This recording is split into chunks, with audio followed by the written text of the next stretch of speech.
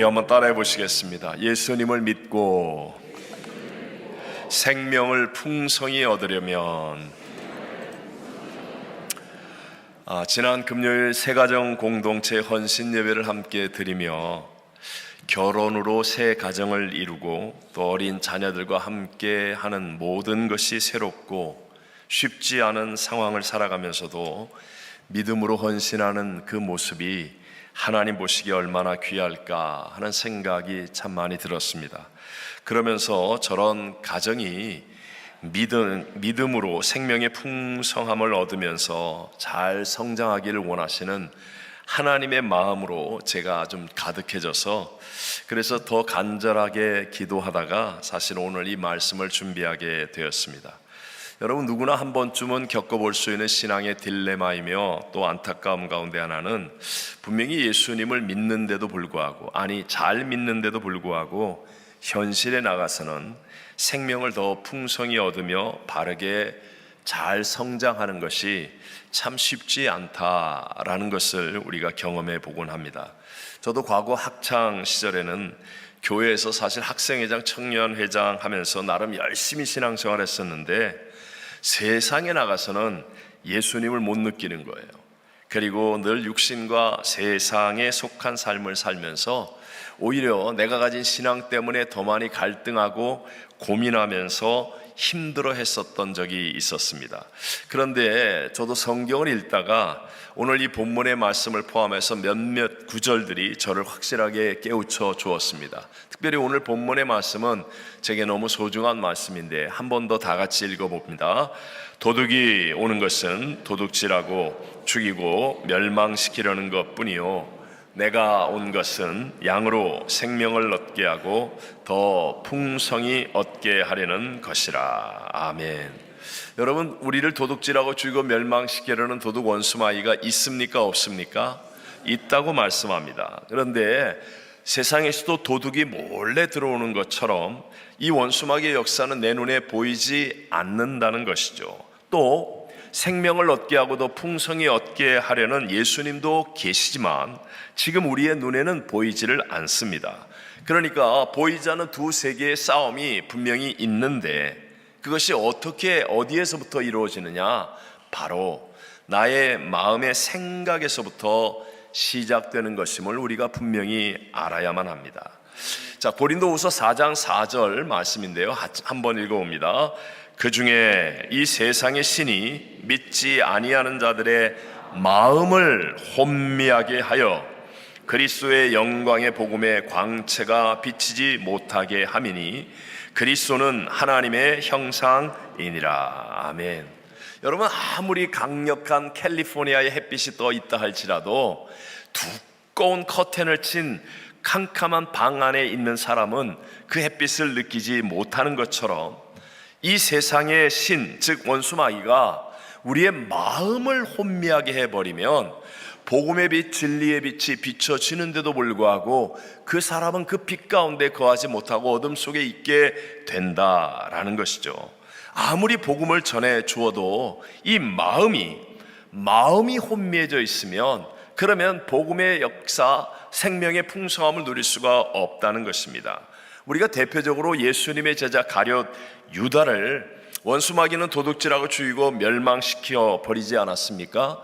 여러분 가룟 유다가 어떤 사람이에요? 예수님이 철야기도 하고 뽑은 12명의 제자 가운데 한 명이고 예수님을 늘 눈으로 보고 예수님의 설교를 직접 듣고 예수님을 만지고 예수님과 함께 먹고 마시고 예수님과 함께 있었던 사람입니다. 그런데도 불구하고 가룟 유다가 박살나게 된 그 내용 요한복음 13장 2절에 분명히 말씀하죠. 마귀가 벌써 시몬의 아들 가룟 유다의 어디에 마음에 예수를 팔려는 무엇을 생각을 넣었더라.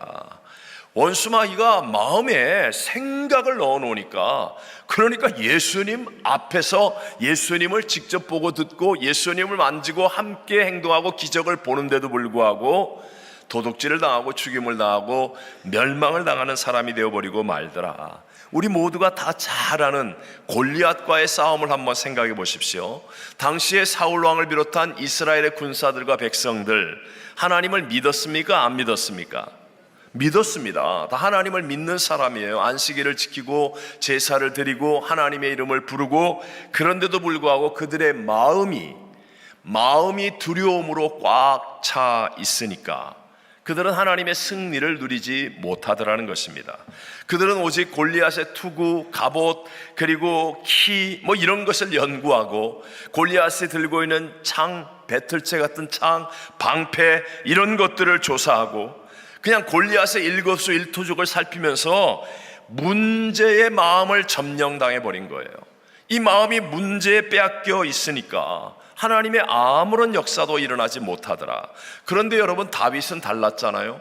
아직까지 전쟁에 나갈 수도 없는 어린 나이에 아버지의 심부름으로 전쟁터에 있는 형들에게 도시락을 전해주려고 갔다가 그 모습을 보았습니다. 그런데 다윗은 그의 마음이 하나님을 믿는 믿음으로 가득 차 있었다는 거예요. 외적으로는요, 어린 소년 다윗은 싸움꾼 골리앗과 체급이 다릅니다. 비교 대상이 안 됩니다. 갖고 있는 장비, 전략, 모든 실력 상대가 되지 않을 것입니다. 하지만 다윗의 마음이 하나님이 함께하는 마음밭이었기 때문에 담대하게 나가서 골리앗을 이길 수 있었고, 그 다음에 온 이스라엘이 생명의 풍성함을 누리게 된 줄로 믿습니다. 여러분, 다윗이 던진 물맷돌에 특별한 의미가 있는 것이 아니라 다윗의 마음입니다. 마음. 보이지 않는 마음에 하나님을 향한 믿음이 가득 차 있으니까 비록 어린 소년 다윗이라 할지라도 하나님의 위대한 승리의 도구로 쓰임을 받는다.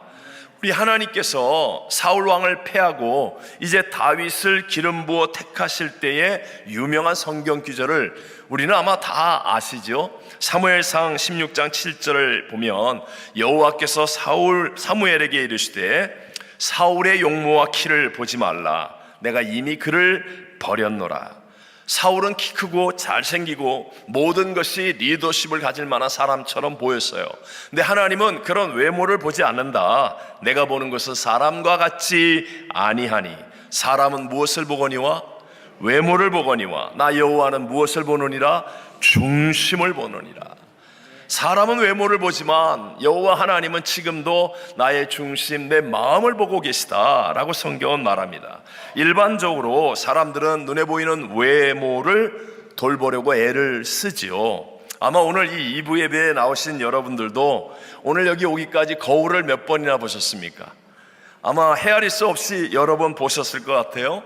나름 깨끗이 씻고 옷도 잘 준비해서 입고 또 화장도 하셨고 외모를 살피며 여러 번 거울을 쳐다보면서 나왔을 것 같습니다. 그런데 정직하게 여러분 마음은 어떠했습니까? 여러분 마음은 어떠했습니까? 마음은 사람들 눈에도 보이지 않는 부분이니까 그냥 괜찮을 것이라고 착각하고 있지는 않습니까? 놀랍게도 이 시간에 역사하고 계신 하나님은 우리의 외모를 보시는 게 아니라 지금 우리의 마음 중심을 보시고 역사하시겠다라고 말씀하고 있는 거예요. 사람들은 몸은 조금만 아파도 약을 찾고 병원을 가고 아니면 몸에 이상이 생기면 다이어트 한다, 운동을 한다, 그냥 난리 법석인데, 그런데 여러분 수도 없이 상처를 받고 있고 울퉁불퉁한 나의 마음은 어떻게 관리하고 있습니까? 한국에서 어느 집사님이 정말 아들 하나를 바라보며 열심히 사셨습니다. 다행히 그 아들은 겉으로 보기에 참 얌전했고 또 학교에서도 모범생답게 잘 자라주었습니다. 근데 어느 날 이 아들이 밤이 늦었는데도 집에 안 들어오는 거예요. 그래서 여러 군데 알아보다가 연락을 해보니까 경찰서에 잡혀 있다는 거예요. 엄마가 급히 경찰서로 달려가 보니 아들이 성폭행의 죄로 현장범으로 잡혀온 것이었습니다. 도무지 이해가 안 되는 거예요. 그런데 이렇게 저렇게 조사를 해보니까 이 아들은 오랫동안 혼자 방에서 인터넷으로 음란물에 빠져 있었습니다. 그러니까 겉으로 보기에는 학교에서도 모범생, 엄마 말도 잘 듣는 착한 아들, 세상 앞에서는 근사한 아들처럼 보였는데 그의 마음에는 항상 음란한 생각이 가득 차 있었던 거예요. 그러다가 밤에 골목길을 오는데 앞에 여자가 혼자 걸어가니까 자기도 모르게 그냥 성폭행의 죄를 지으려다가 현장범으로 잡혀온 것이었습니다. 여러분, 세상에서는 말입니다, 실제로 사람을 죽이지 않으면 살인하지 않았다라고 여기지만, 그러나 우리 하나님은 성경에서 분명히 말하죠. 사람이 마음의 미움을 계속 품으면 그것이 바로 살인한 것이다 라고 말씀하고 있습니다. 실제로 간음을 저지르지 않으면 간음하지 않았다라고 세상은 말하지만, 그러나 우리에게는 마음의 음욕을 계속 품으면 그것이 바로 간음한 것이다 라고 성경은 말씀합니다. 만약에 다른 사람이 갖고 있는 것을 마음으로 계속 탐낸다면 그것이 바로 도둑질한 것과 같다라고 하나님은 말씀하고 계십니다. 신앙생활로 갈등을 했었던 당시에 제가 이 성경 말씀을 통해서 깨달았습니다. 하나님의 판단은 나의 외모가 아니라 내 마음에서 갈라지는 것이로구나. 내가 아무리 열심히 교회 생활을 하고 내가 겉으로 남들 볼 때는 예수 잘 믿는 것처럼 보여도 내 마음에 하나님이 역사할 수 있는 마음을 갖고 있지 않으면 세상에 나아가 결국은 아무 소용이 없는 것이로구나 라는 것을 나름 깨닫고 난 다음부터 제 마음속에 계속해서 세상의 것들이 들어오고 화나는 것들이 들어오고 더러운 것들이 들어오죠. 그럼에도 불구하고 매일 회개했고, 그리고 분명하게 변화된 것은 제 마음을 괴롭히는 나쁜 생각과 나쁜 것들을 예수의 이름으로 끊임없이 대적할 수 있게 되었다는 거예요. 예수의 이름으로 더러운 생각, 음란한 생각, 미움의 생각, 악한 생각 떠나가라고 계속해서 선포할 수 있었어요. 그 이전에는요, 저의 외모나 아니면 세상 일에 더 빨리 흥분하고 더 우선순위를 두었다고 한다면 제 마음은 전혀 돌아보지 않고 나는 내 마음이 괜찮을 거야 라고 생각했다면 그 이후부터 저는 제 마음을 먼저 돌아보는 것을 철저하게 훈련하게 되었습니다. 내 마음의 생각을 통하여 역사하는 원수마귀를 대적하게 되니까 그 다음부터 저의 인생 속에서 그 문제에 대한 갈등이 사라지는 거예요. 정말 생활 속에서 예수님이 함께 하신다는 놀라운 체험들이 이루어지면서 깜짝깜짝 놀랄 정도로 주님은 정말 함께 하신다, 주님은 정말 살아계시다, 주님은 정말 기도에 응답하시고 주님은 역사하신다라고 제가 스스로 믿어지는 믿음의 감격과 기쁨을 누리는 사람이 된 줄로 믿습니다. 그 당시에 살아계셨던 저희 어머님, 격동기의 저를 누구보다도 잘 아시는 어머님이 세상에서 예수 믿고 제일 변화된 사람은 유철이다 라고 인정하실 만큼 정말 이 말씀을 깨닫고 제 마음을 먼저 살피는 삶으로 저의 초점을 바꾸고 난 다음부터는 예수 생명을 풍성히 누릴 수 있게 되었다라고 감히 제가 담대하게 고백할 수 있습니다.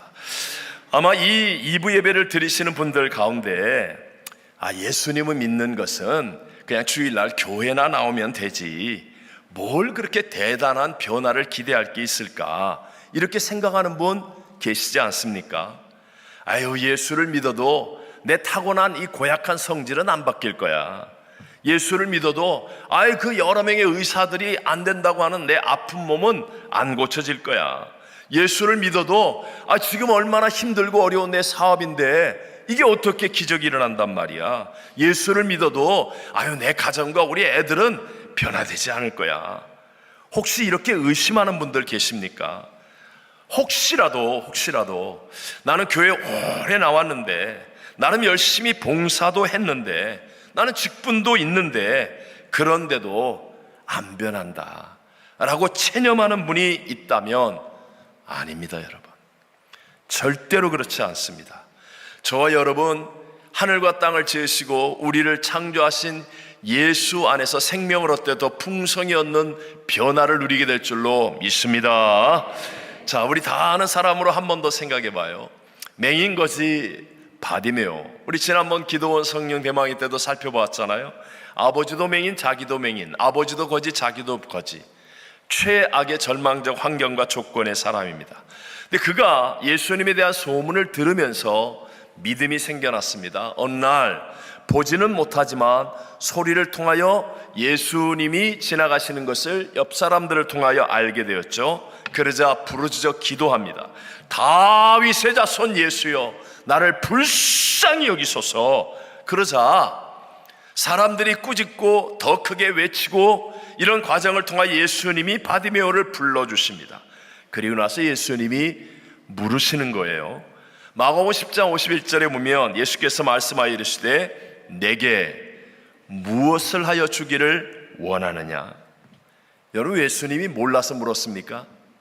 지금 맹인거지 바디메오가 막 그렇게 목숨 걸고 핍박을 받는 가운데서도 예수님을 향하여 외치는 그 목적을 몰라서 물으셨겠습니까? 아니에요. 예수님은 알고 계시고 이미 맹인의 눈을 고쳐주시기로 준비하셨습니다. 작정하셨습니다.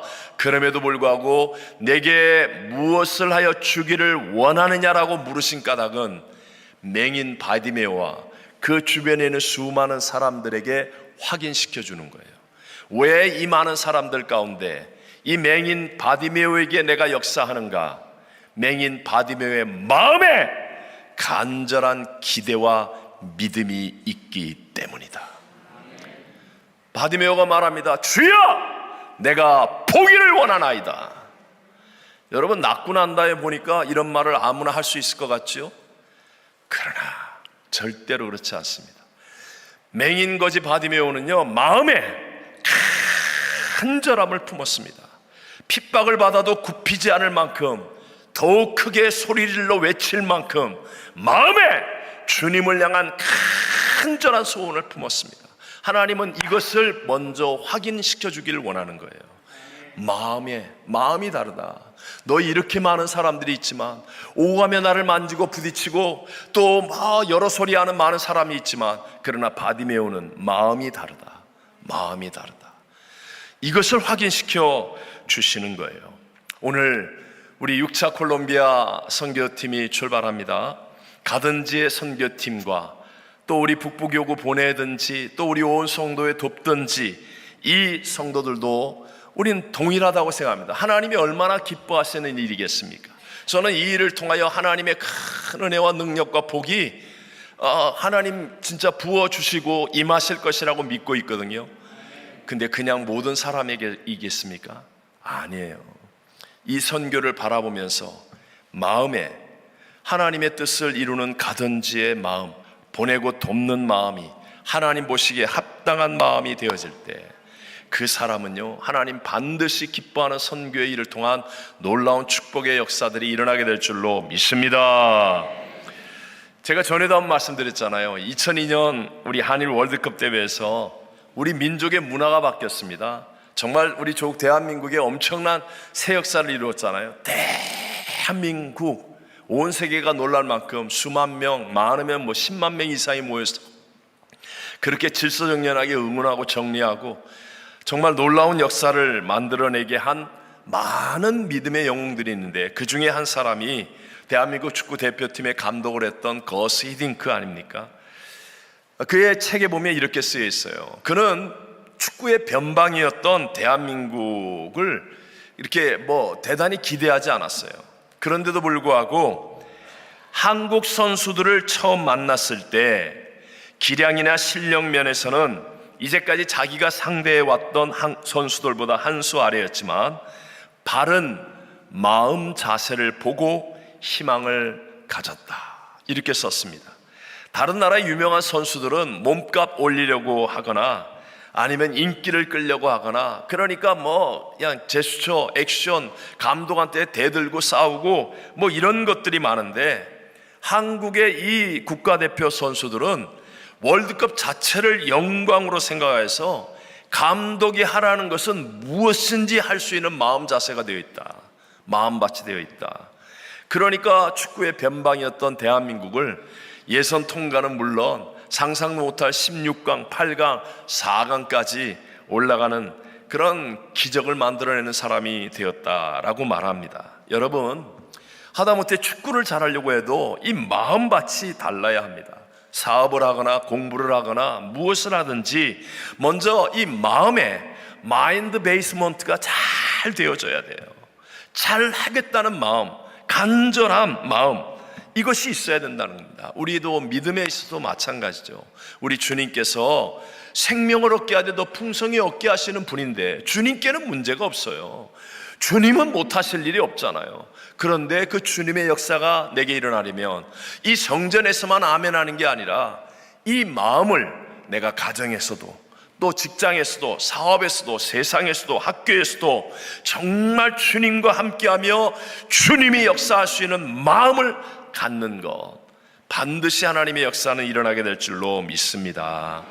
혹시 예배 드릴 때는 그래도 나도 괜찮은 크리스찬 같은데 근데 교회 문만 나서면 나는 계속해서 무너짐을 경험했다라고 한다면, 아니면 내가 세상에 나가서는 예수님과 동행함을 전혀 체험하지 못한다, 생명의 풍성함이 무엇인지 모르겠다라고 하고 있다면 그 이유는 바로 여러분의 마음을 원수마귀로부터 지키지 못하고 있기 때문에 그래요.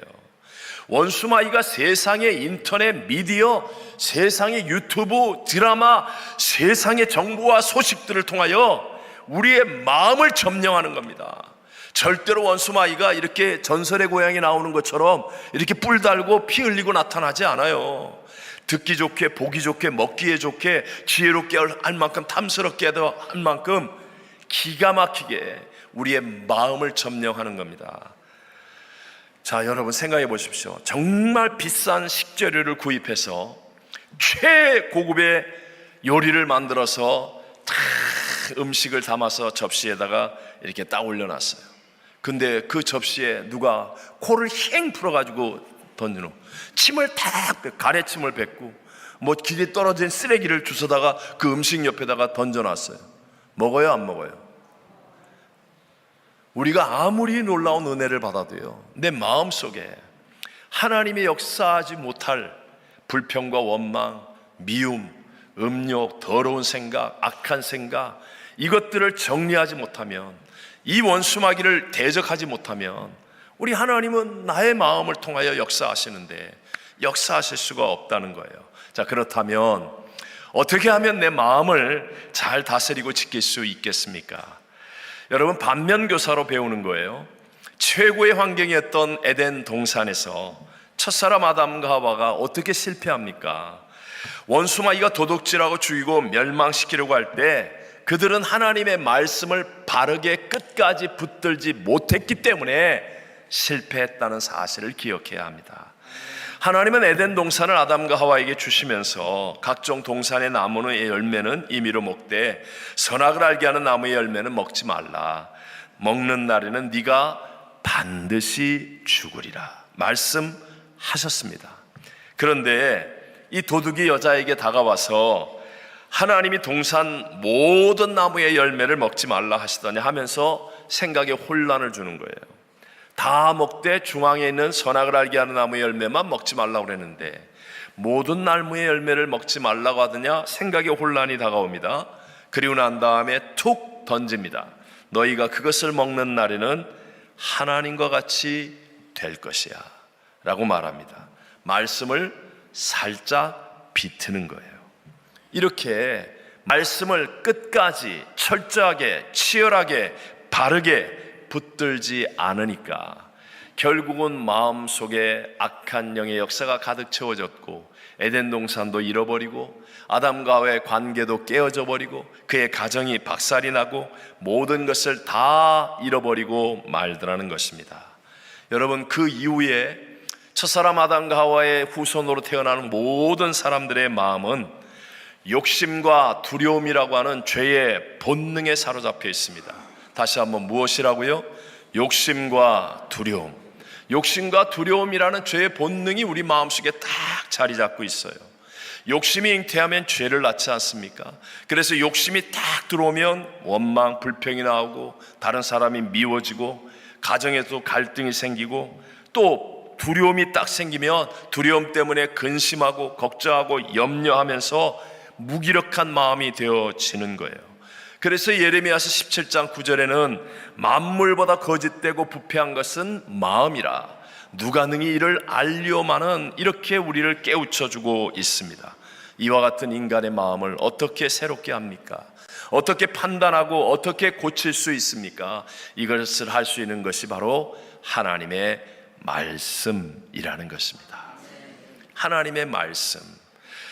우리 함께 히브리서 4장 12절 말씀을 같이 한번 읽어보겠습니다.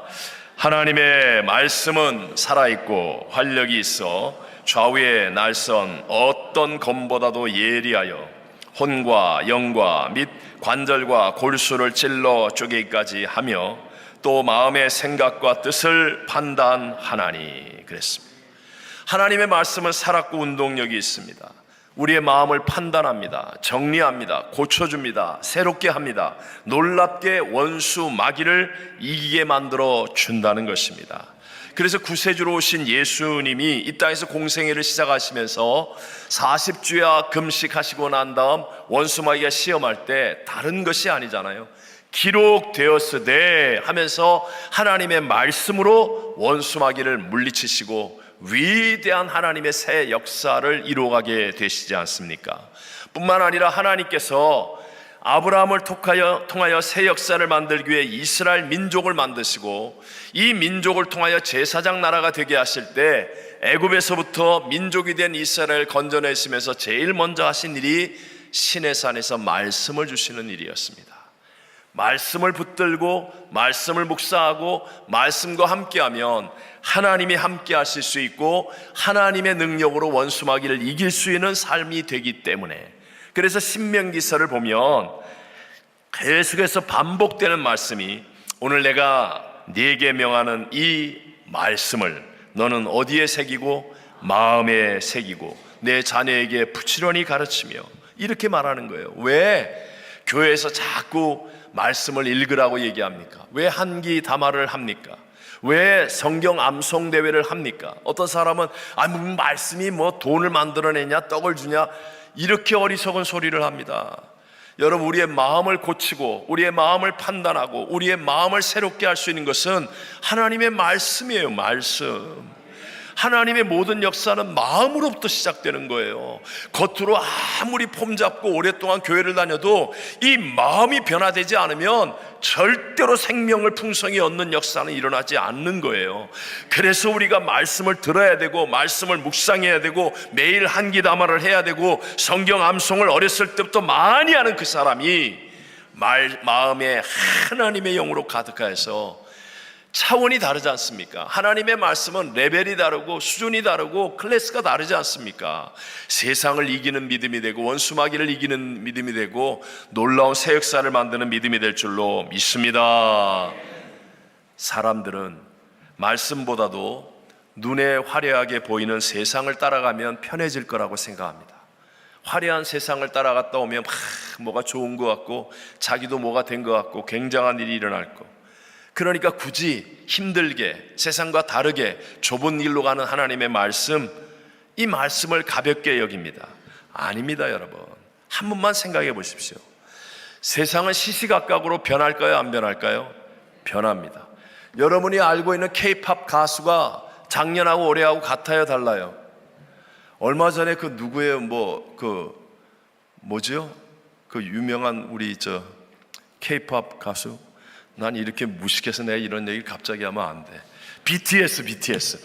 아휴, 온 세계를 들었다 놨다 해도 다 없어졌잖아요. 여러분, 순식간에 세상은 바뀝니다.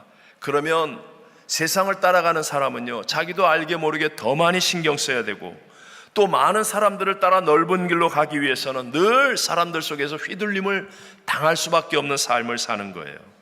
제가 전에도 한 말씀드렸지만 세상 투자자들에게 고점 매수, 저점 매도라는 말이 있습니다. 고점, 즉 남들이 잘 된다고 하니까 욕심이 나가지고 아주 비쌀 때 사는 거예요. 또 남들이 안 된다, 팔아야 된다 그러면 두려움에 사로잡혀서 저점 매가, 쌀 때 파는 거예요. 그래서 세상을 따라가는 사람은 늘 도적질을 당하고 죽임을 당하고 멸망을 당할 수밖에 없어요. 컴퓨터나 AI나 인공지능을 우리가 못 이기는 이유가 뭐냐? 그것은 컴퓨터나 AI나 인공지능은 욕심이나 두려움이 없잖아요. 그러니까 상대를 하면 욕심과 두려움의 마음을 갖고 있는 인간은 이길 수가 없어요. 그런데 여러분, 천지는 없어도 1.1에 변하지 않는 것이 있습니다. 그것이 뭐예요? 말씀이에요. 말씀은 곧 하나님이시니라 그랬습니다. 예수님은 말씀이 육신이 입고 오신 분이십니다. 말씀은 레벨이 달라요. 클래스가 달라요. 수준이 다르다고요. 그래서 처음에 말씀을 따르면 남들이 볼 때는 어리석어 보이고 세상에서 손해보는 것 같고 뒤처지는 것 같이 보일지 모르지만 천천만만의 말씀입니다. 말씀을 따라가는 사람의 마음에 평강이 다가옵니다. 그리고 꿈이 임합니다. 하나님이 지켜주시고 함께 하시는 역사가 체험되어집니다. 무엇보다도 말씀으로 원수마귀를 이기는 승리를 경험하며 위대한 하나님의 새 역사를 만들어가게 될 줄로 믿습니다. 제가 이 말씀으로 마치려고 합니다. 1904년에 영국 웨일즈에서 놀라운 부흥이 일어났습니다. 부흥운동이 일어났어요. 사실 1904년도 이 웨일즈의 부흥이 중요한 것은 20세기에 전 세계에 일어났던 부흥운동의 문을 여는 일이 되었기 때문입니다. 웨일즈에서 일어났던 이 부흥의 불길이 1905년도 웨일즈에서 파송된 선교사들이 많이 나가 있었던 인도, 호주, 아프리카의 부흥운동으로 이어졌습니다. 그리고 1906년도에는 이 미국 LA의 아조사의 부흥이 되었습니다. 그리고 1907년도에는 이 웨일즈의 부흥을 다녀왔던 미국 선교사 존 스톤의 도전으로 평양에서도 대부흥이 일어나게 되었어요. 그러니까 이 웨일즈의 부흥은 굉장한 의미가 있습니다. 근데 이 웨일즈의 부흥이 일어나기 직전까지 웨일즈의 상황은 자유주의 신학, 또 다윈의 진화론, 성경의 고등 비평, 또 사회주의적인 어떤 신학들, 그래서 성경에 대한 권위가 상실되어지고 교회가 영적 생명력을 완전히 잃어가 버리는 바닥까지 떨어진 상황이었습니다. 그런데 거기에 12살 때부터 탄광에서 일하면서도 하루에 몇 시간씩 성경을 읽었던 한 젊은 아이가 있습니다.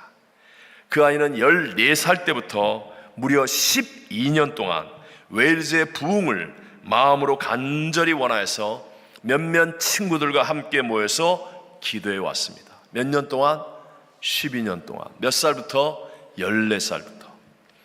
26살이 되던 이 이반 로버츠라는 이 청년이 1904년 봄에 성령 충만의 놀라운 경험을 하게 되어집니다.